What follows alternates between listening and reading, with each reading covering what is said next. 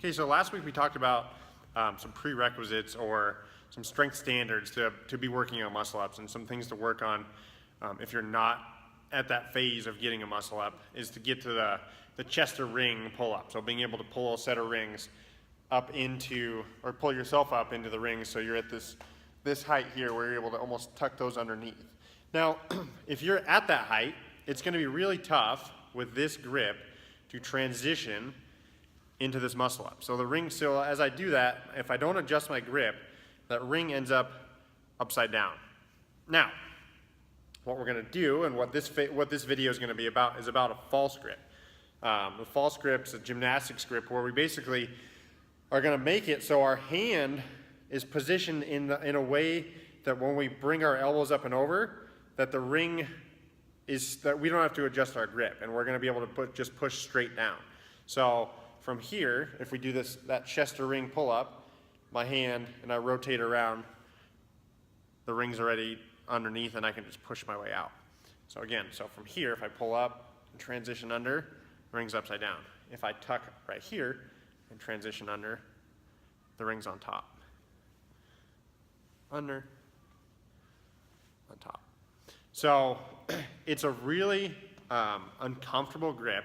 And actually, you know what, I'm going to show you a demo of what that looks like in real time. So again, if I come up here, I've got nowhere to go, and I've got to try and adjust my grip. And you'll see a lot of people doing this for their first kind of muscle ups, is they'll adjust that grip and make it, just force it to work there. However, if you start with your hands in this false grip, you can just pull up and come over and through. So what that looks like is either a couple ways to facilitate that false grip is either starting in the top of a muscle up, or the bottom of the dip of the muscle up, and then lowering yourself down. So you'll get yourself set up so your hands are over the ring, and then lower yourself down to here, and that'll be, you'll already be in that position. Or a good way to do this is just to karate chop that ring and then wrap around. So and for those of you that are not proficient in karate chopping, you'll take the fat part of your hand, chop that thing, your thumb does wrap. So thumb wraps around the ring, wrap around underneath. Now, as you get started with this, it's super uncomfortable. And you're probably gonna try and hang, and you may only be able to hear just because you're not used to that grip. So some good ways to practice this or develop this grip is just, and you'll need a box or something to stand up high, or you can do it in the low rings, but just get that grip settled, and then just hang. And like I said, a lot of people are gonna be like this, and just try and relax, and just accumulate some time with that grip. Another good way to do that is with kettlebells, and you can hold a kettlebell in a farmer's carry and tuck your grip. Again, it'll be under here like this.